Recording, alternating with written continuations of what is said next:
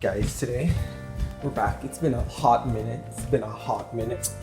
Cooking with swag. What are we making today, you may ask? You know what? We're making curry.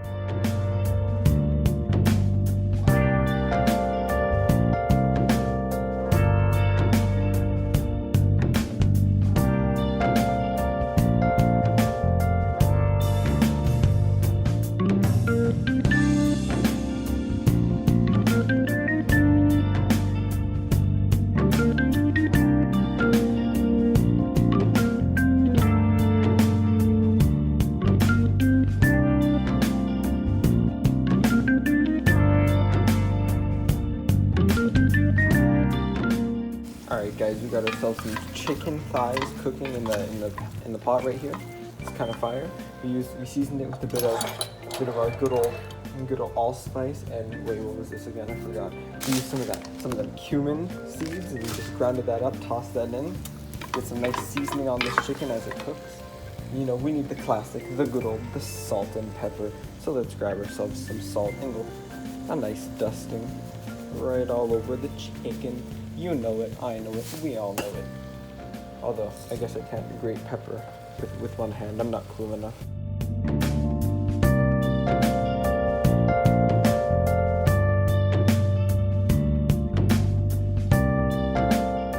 Alright guys, we got ourselves carrots in the pot right now. Chicken's almost fully cooked through right now. See, just a bit of red right there. That's gotta get cooked through. But we're gonna prepare our chicken broth. We need 4 cups of this. So we're gonna pour this bad boy in here. Remaining 2 cups into the pot. Chicken broth. Riveting. We got ourselves some potatoes right over here to add into the mix. These are freshly rinsed, what are they? Creamer potatoes. And normally this would be around, 3 to 4 normal brown potatoes. So I'm just gonna add these bad boys in. I made a small mistake here actually. I should have cut these potatoes in half before I put them in the pot. I fixed it afterwards, but it's just something to take note of.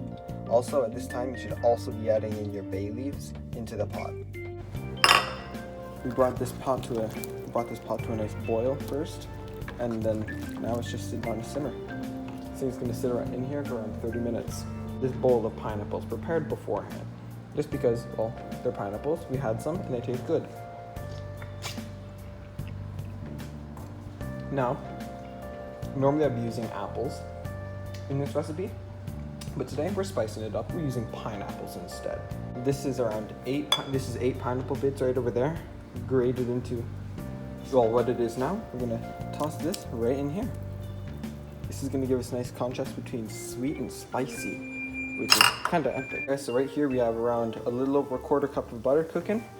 So we're just melting this down. We're going to add this mixture right here, which is a 1/4 cup of flour.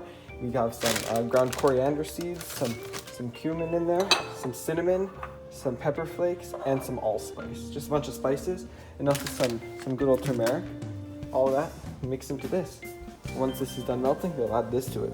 And now this is what the roux has turned into after cooking. We tossed in some of the tonkatsu sauce we prepared from before. We have some tomato paste, and we put in a bit of honey as well. And now, once this is done simmering, we'll toss this bad boy in here. Alright, so what we did here is we took some of the broth from the pot that's been stewing for a bit, took some of that, tossed it inside of the roux. We're mixing in the liquid with the roux so that it all blends together, and we can toss it into the pot again. Alright guys, so here we need to cook our rice for dinner as well. And right now we're going to be putting this in the pot. The amount of rice I'm using, just a bit over 2 cups. You just cook the amount you actually need for your rice, but I'm going to pour this in here. You can get to cleaning this rice and you'll get to cooking. We got our rice nice and cleaned in the pot here, just rinsed it out a few times in the sink. And right here we also got some coconut, because we're making some coconut rice today. I'm going to pour the rest of this coconut in here. We're also going to toss some butter and salt in this bad boy. It'll be great.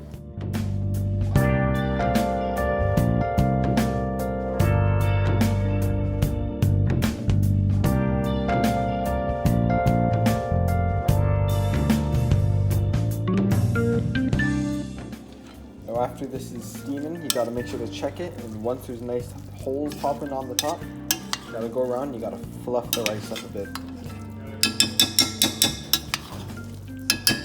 Once it's all nice and fluffed up, put that lid back on, let it steam.